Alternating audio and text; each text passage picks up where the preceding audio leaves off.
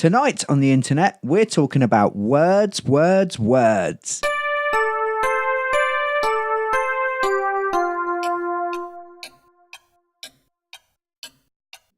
Nightlings, and welcome to Goodnight Internet, the nightly internet show that happens every night on the internet and is good. Hence the name. How are you doing, Aaron? I'm not doing too bad. You all right? Yeah, I'm good. I am feeling a bit sad. Yeah.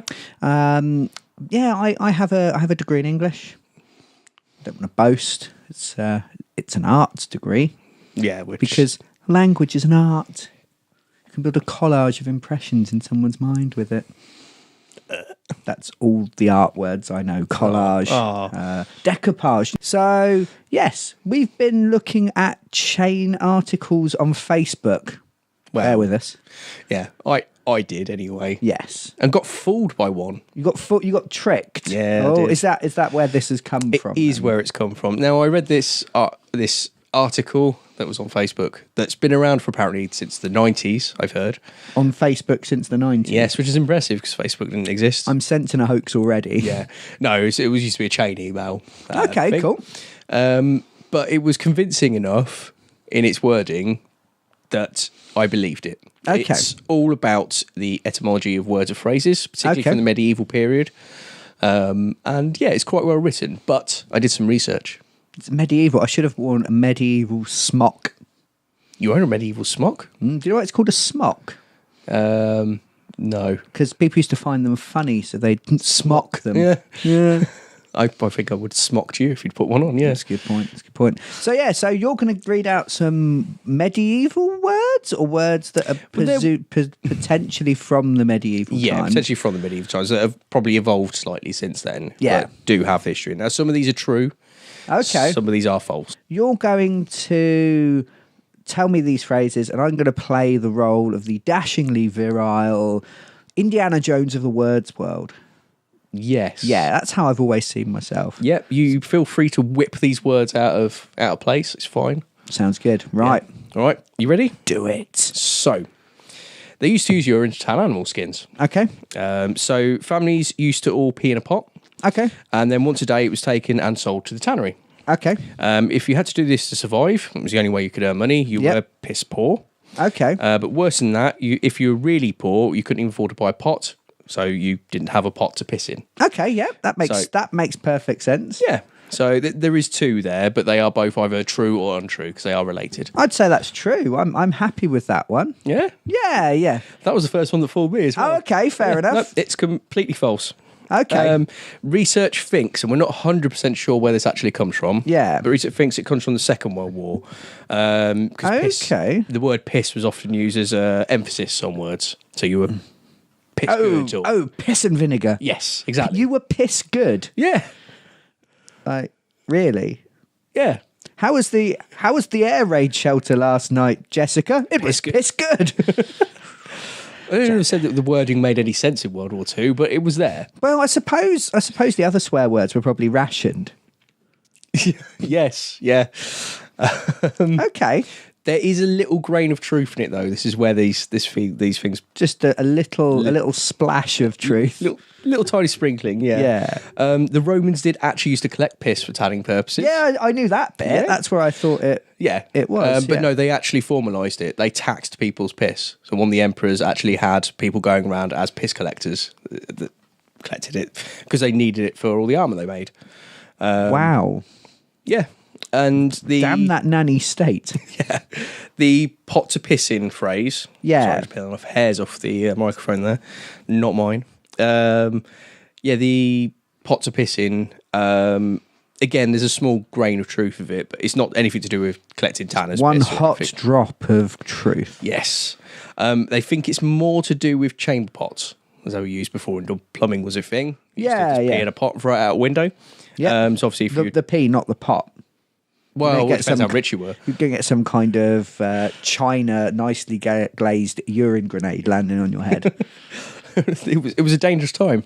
It was. Life was cheap.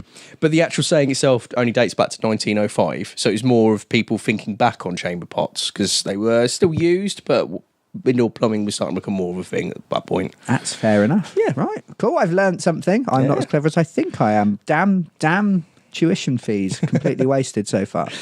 So baths used to consist of just a big tub filled with water. Okay. Now the man of the house had the privilege of the nice clean water, Okay. So he used to bathe first. Then all the other sons and the men of the house. Then the women, and finally the children.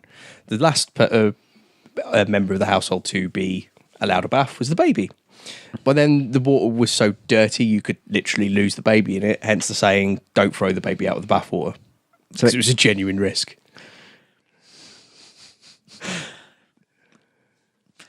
Oh, I think someone's massively overreaching there, and I'm going to call bull hockey on that. It is indeed bull hockey. Yes! Well done. It's a mistranslation of a popular German saying that was actually kind of a satire of proverbs themselves. Okay. The actual translation should be where a horseman sends his old horse to the knacker's yard with the expensive bridle and saddle still attached.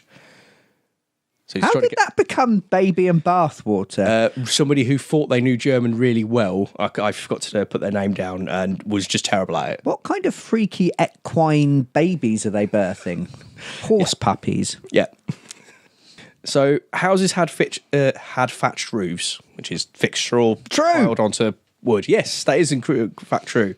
It was the only place for animals to get warm because this heat rises, so it traps all of it. Yeah. So all the cats and other small animals, mice, bugs, lived in the roof, as well as some of the smaller dogs. So when it rained, it became slippery because it's just straw. Yeah. And sometimes the animals will slip and fall off the roof. Hence the saying, "It's raining cats and dogs." No. And the... Oh, no, yeah, go on. What's your reason for this? I don't think any of that is true. And there's not even any of it that's calling me. No, yeah, you're quite right. There's not actually, again, this is not 100% consensus where it comes from. Yeah, I was going to say it's one of those ones they don't know where it comes from. No. Yeah, but the idea of a thatched roof being slippery enough for cats sleeping probably underneath it, not on top of it, to fall out of it is ridiculous when it rains. It could come from a satirical poem published in 1710 by Jonathan Swift. Okay. He was a quick guy. He was. Sweeping from butcher's stalls, dung, guts and blood, drowned puppies, stinking sprats, all drenched in mud. Dead cats and turnip tops come tumbling down the flood. Ugh. Yeah, it was a satire on the sort of the excessive butchering that was going on in London at the time. Nice. Is he the one that told Irish people to eat their babies? Was that Jonathan Swift? It might have been, yeah. I'm hoping that was satire again. You're a horrible man, but it was satire. Yeah. We'll get a fact checker across the bottom here. Yes. It could also just be that because cats and dogs fight a lot, which is kind of make the same amount of noise as a storm does. Might also come from Norse mythology, as wolves were Odin's attendants, god of storms. Yeah. And witches were supposed to ride the winds with their cat familiars. Both things that people were quite aware of in medieval times. Yeah. But it might also come from the French word for waterfall. Is it catadogler? Catadoo. Okay. But there's no dogadoo to back that up, so nobody's 100% sure. Right, there was nothing to actually stop things falling into the house. This posed a real problem in the bedrooms where bugs and other droppings could mess up your nice clean bed. Yeah. Hence a bed with big posts and a sheet hung over the top afforded some protection, and that's how canopy beds came about. Yes, okay. So is that where canopy beds come from? Is that why they exist? Dirty roofs. Those dirty roofs. You filthy cornice bastard. Letting all them bugs and droppings in. What is a cornice? Cornice, isn't that the sort of thing you rub your calluses That's with? a pumice. Oh. It's what was used before pumices. It's just a really gone off stalk of corn that you're rubbing it really hard. You do get corns on your feet. Cornice, it's like a scaffold. It's like a corner joint. Yeah. On corner-ish. Cornish? I can't remember what it's called. It's like the thing you put between your roof and your wall to make it look fancy. Yeah. Yeah, it could be. What's that bit of wood around the bottom? Skirting board. Skirting. It's a skirting board in the sky. It's like a floating skirting. I don't know why talking etymology was a good idea. We don't understand where words come from at all, or things. So yeah, do canopy beds exist because they were trying to protect beds from being crapped on? No, I don't think so. And the reason for that is how dirty were your ceilings back then? Like when was the last time you washed the ceiling? I don't know if I've ever watched the ceiling. No. I mean, I do it once a year, whether it needs doing or not. Yeah. like most British households. I suppose you've hoovered it occasionally to get rid of a couple of cobwebs. Yeah. Yeah. Do you not remember St. Ceiling's Day? No, I must have passed me by, unfortunately. It's a long tradition here in the UK, American viewers. Where obviously other countries just didn't have ceilings, so we were privileged enough. Barbarous peoples. No, you're quite right. That's obviously a load of toddle. Yeah. What kind of roof doesn't keep bugs and droppings out? I would assume you'd have a canopy bed because you can then let the sides go down so that you're kind of enclosed. So, because people used to live quite close together, maybe all in the same room. Yeah. So, if you wanted to make another baby, you make sure the current babies can't see you by drawing the sex curtains over your bed. I unfortunately know the real answer to that. No. Is it no? No, they just literally used to have either sex on top of their children or next to. On top of their children? If they had so many they had to share beds, that happens sometimes, yeah. Thanks, horrible histories.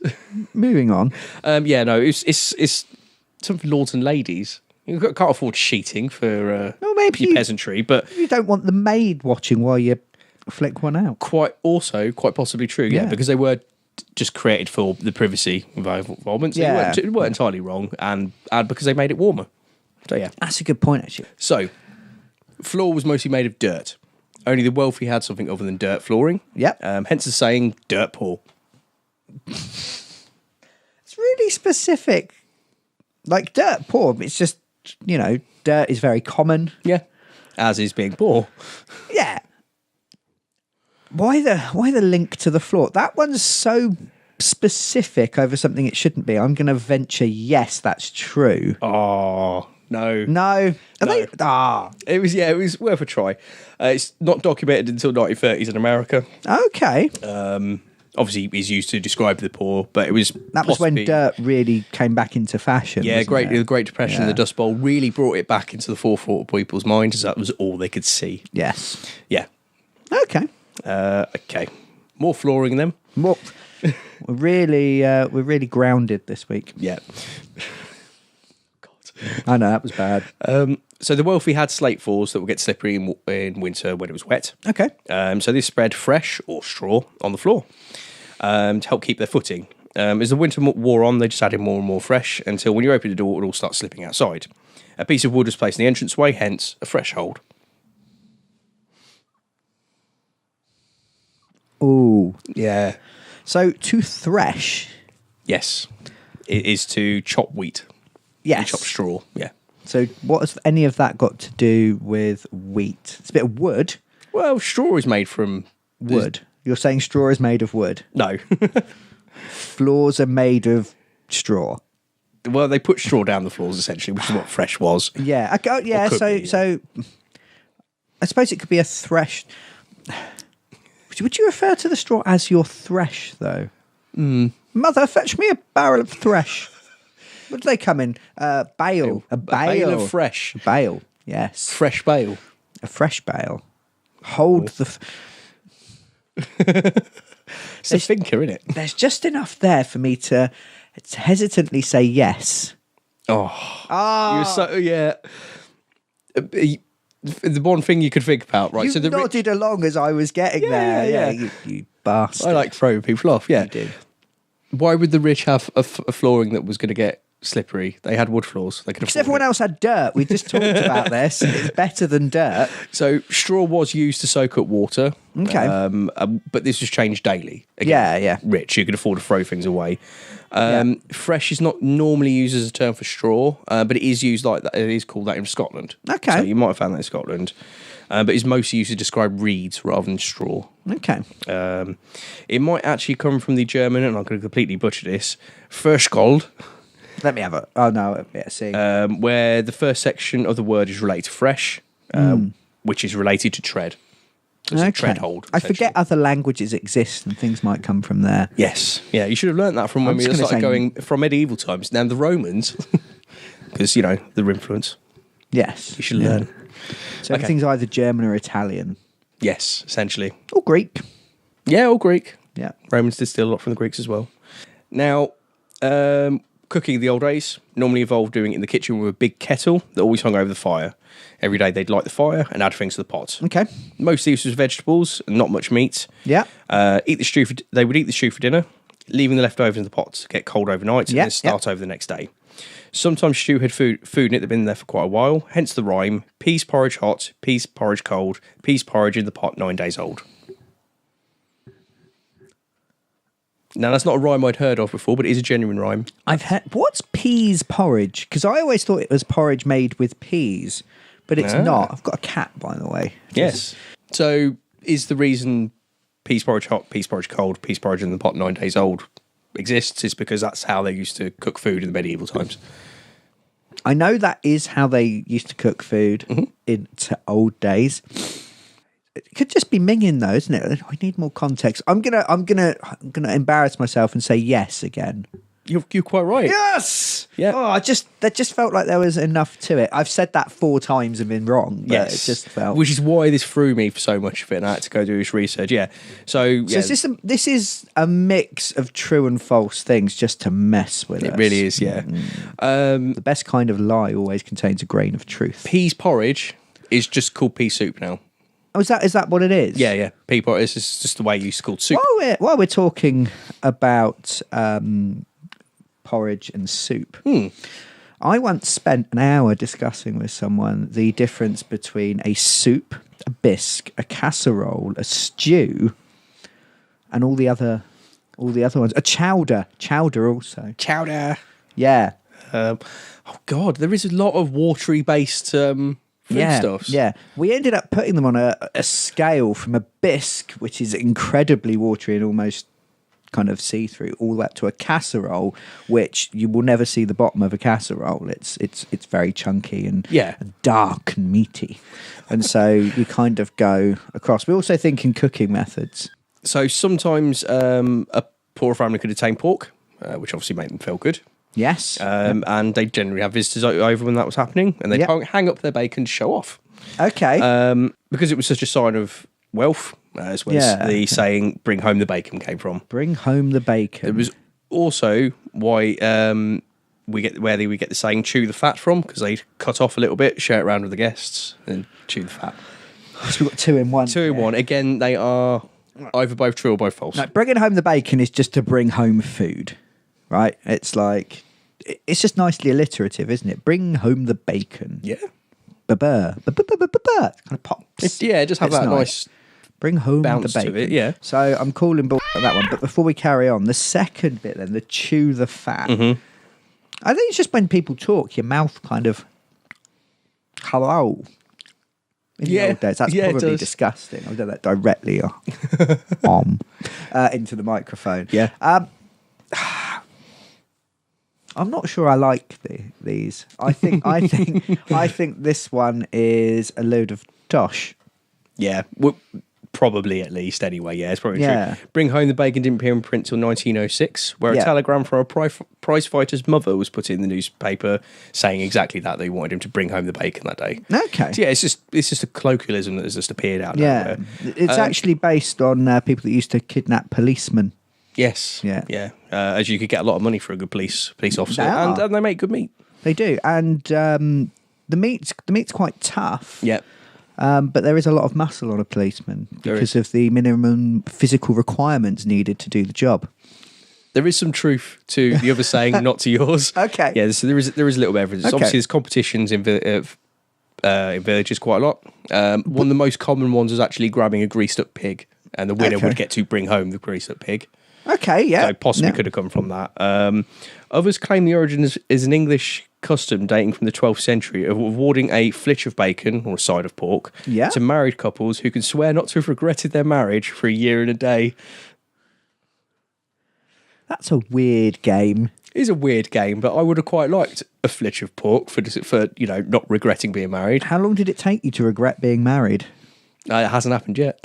A loaded question. It was a loaded question. Passed. You two can maintain the status quo now. Chewing the fat, again, quite probably comes from actually what you're saying. It looks like that motion. Yeah. So it's just a phrasing. It comes from the 12th century again, so it's medieval quite phrasing. What is known as chewing gay fought. Yes, quite possibly. Ye old fought. Yeah. Just means to grumble, complain, argue about something. Oh, okay. So not just to talk then, to actually to chew the fat is to whinge. Yeah. Quite like how Judith Herman, who describes this on mentalfloss.com, who did a lot of the research that I've pinched for this article. Okay. She describes it as, in other words, chewing the fat is an idle exercise of the gums that produces little nourishment. Okay. That's good. Yeah. That's good, yeah. Exactly how you described it with your mouth. Nice. Or just about the sound effects. Cool. So bread was divided according to status. Okay. Worker has got the burnt bottom of the loaf, the family got the middle, and the guest got the top, or the upper crust. Ooh. I like that. I think that's really good. I don't think it's true. I think you're just talking about maybe if society was a pie rather than a loaf of bread. Yeah. Yeah, I mean, they contain everything, don't they? The upper class. They want everything to stay in place. Ooh. They don't want to threaten it. So I've made up my own version of that one, which is all to do with delicious pies. Which I like much better, actually. Yeah, thank you. Bread. Yeah, no, you're right, it's false.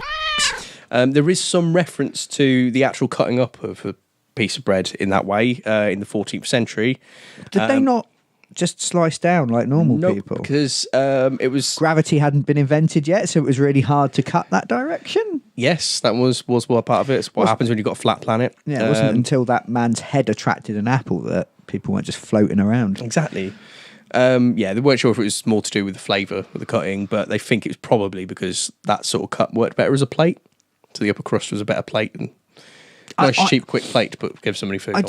I do remember reading that they use like a loaf of bread, like a bowl or a plate, and you kind of scoop out the bready bit and stuff it in your face, and then fill up with your 9-day-old peas porridge. Yes.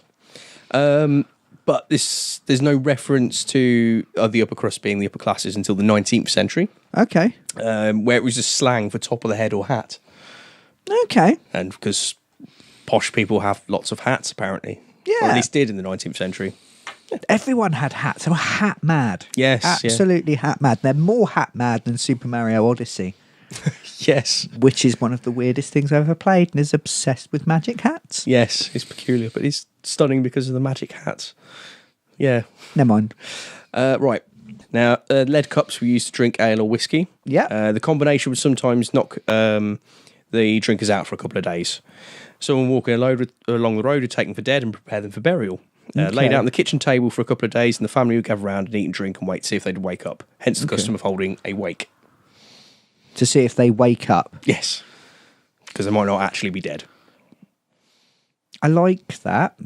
That's good. So yeah, a wake is waiting for somebody to wake up because of... Generally from alcohol poisoning, but it could be for other reasons. What would happen if they did wake up? Would they grab a brush and put on a little makeup? Yes, and then they put the keys upon the table. Why would they put the keys upon the table? Because they wanted to. Okay. Awake, holding awake. I think it's so obviously clear that there's a link between waking up and holding awake. I'm going to say it's a load of rubbish and someone's made that up. And it actually comes from like some French word meaning, oh dear, grandma's dead. Alcohol was also cleaner than water. So drinking it was the thing you drank instead of water in medieval times. Yeah. So people could hold their drink. So they're not likely to pass out for several days and then get mistaken for dead. Awake is the concept of waiting to see if somebody wakes up. Okay. But it's more to do just with the overall fear of burying people prematurely. Okay. So it's literally waiting to see if they are actually dead. Okay. Is that not what I was guessing? No, you didn't. You thought that that seemed true, but obviously that wake must mean something completely different. Yeah. Mean a different word and stuff. So you were close, more than close enough. Okay, I'm going to take that as a point. Yeah, definitely. Yeah. It's a point. So, medieval England. Okay. A lot of people die. Or a lot of people died, I should say. Yes. A lot of people still do die in medieval England if you subscribe to the theory that all of reality is happening simultaneously and time is but a construct created by people. I think my brain just sort of reset. That's all right. I'll explain it to you in an episode next week. Cool. Which you've already heard, so you should have got it. Oh, God. Yeah. I don't like not knowing things, Use and now your I brain. haven't got an excuse. So they ran out of places to bury people. Okay. So They dig up the coffins and take the bones to a bone house and then reuse the grave. When they reopen these coffins, they find that 1 out of 25 of them had scratch marks on the inside. Yeah. And they realise they've been burying people alive. So they would tie a string on the wrist of the corpse, lead it through to the coffin, not through the ground, and tie it to a bell. Okay. Someone would have to sit in the graveyard all night, which would be the graveyard shift. Yeah. And to listen for the bell. For somebody could be saved by the bell or was considered a dead ringer. So there's 3 in there. They're either all true or all false again. So I like the idea of the graveyard shift. Yeah. Because I'm trying to think where else the concept, the graveyard shift, could come from. I suppose it might come from the same place as being the dead of night. Mm-hmm. Because that's, why is it the dead of night? Yeah. A dead ringer. See, dead ringer means that you look the same as someone else. So, you're a dead ringer for Gimli from The Lord of the Rings. Yes. Whereas I'm a dead ringer for a homeless Elijah Wood. What was the other one? Saved by the Bell. Saved by the Bell. That was a late 80s, early 90s TV show. It has nothing to do with what's going on. Yes. But I do like the idea of the graveyard shift. That's edging me towards saying yes. Have I been an idiot? You have. Yeah, you were so close. You were right. Right. I wanted that to be right. True. Yeah, same. Right. So the graveyard shift. Again, not 100% sure where it comes from. It just seems to be a general term. They think because, as you said, at that kind of point at night, it does feel like death is just all around you and you're lonely. Speak for yourself. All right. Enjoy your nighttime. I do like the nighttime. It might also come from sailors who used to have a graveyard watch. Okay. Which again might just be because it was so quiet, but also might be because so many sailors died during that point in the evening. Okay. Because they were unattended and resting in hammocks and sides of boats and stuff. So that one isn't true, but there is that element to it again. But you hit it. So Are you saved by the bell because of the game of Mousetrap? If the bell doesn't land correctly, then it doesn't catch the mouse. I'd love that to be true. Okay. But no, it's from boxing. Like, that seems like the most obvious of a link. Yeah, if you're going to get punched in the face and then the bell goes. Yeah, literally it. And dead ringer, yeah, you're quite right, is a phrase for duplicate or exact copy of. Often to do with sporting or competition scams. Yeah, ringer. Yeah. Why is it a dead ringer? I suppose the same as being dead on. Is as exact. Yeah. Yeah. It was used for that in that. Dead right, Aaron. Yeah, exactly. Oh, I can't believe I fell for that. I just wanted the graveyard shift one to be true. There was one other one in there that may not be true. So the bell contraption that I described, where somebody would tie a piece of string to a bell. I've heard of that. That is a thing that I've seen a diagram of. Looked like it was drawn in oldie times. It wasn't particularly good. Because drawing was rubbish until about 1964. Yeah, about that. You only have to look at like a Picasso. I mean, you can't get the eyes in the right place. I mean, everybody thinks Looney Tunes is from like 1940s. It's not. It was all done in 1970 and they're just like post-dated with a bit of tea on top. It's a hoax. They drew them all on the moon. Yes. Okay. Am I saying whether that's real or not? Yeah. Do you think that was a thing? Or I've seen it so many times. I've seen it so often. But it almost feels like an urban myth or a legend, which is another word for the same thing that I just said. Yes. I don't know what this is. I've started doing this when I'm trying to think. I start massaging an invisible ring like this. Legends do often involve rings. I'm going to go with, having seen it often, the benefits of a classical education. I'm going to say that is a thing that did exist. I'm going to give you that. Okay. Yeah. The bell contraption was patented in the 19th century, so it's not medieval, but it does exist. Yeah. It was patented by Count... At least it wasn't patented in Roman times. No. By Count Michael de Canis Kaniki, who heard a story about a girl screaming from a grave, and who'd then later been found to be buried alive. It was just a story he'd heard, but he got so scared about it that he invented this patent. Yeah. It did actually get used a couple of times, so it did exist. Yes. However, it wasn't widespread, though. No, it was very uncommon because it was quite expensive. Bit of string and a bell. The whole contract, he's patented it, so he's put an extra bit of a... That's admin.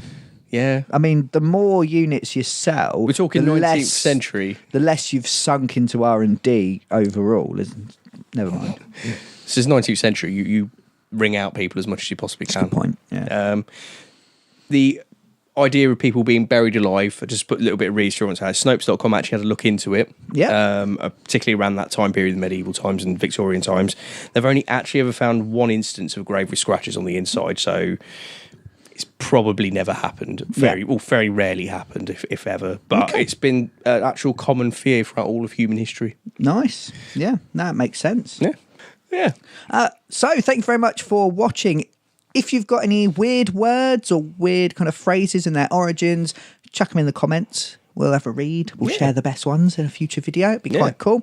And if you want to keep up to date with what we're doing, come and find us on Facebook, on Twitter, and in my flat. I'm not going to tell you where it is, but there is a prize. There isn't a prize. Please don't come round. I was going to say the prize is a call from the police. Yes. And then the bacon will be bringing you home. Yeah. Well done. Good callback. Excellent. So, until we meet once more, good night, Internet. Good night.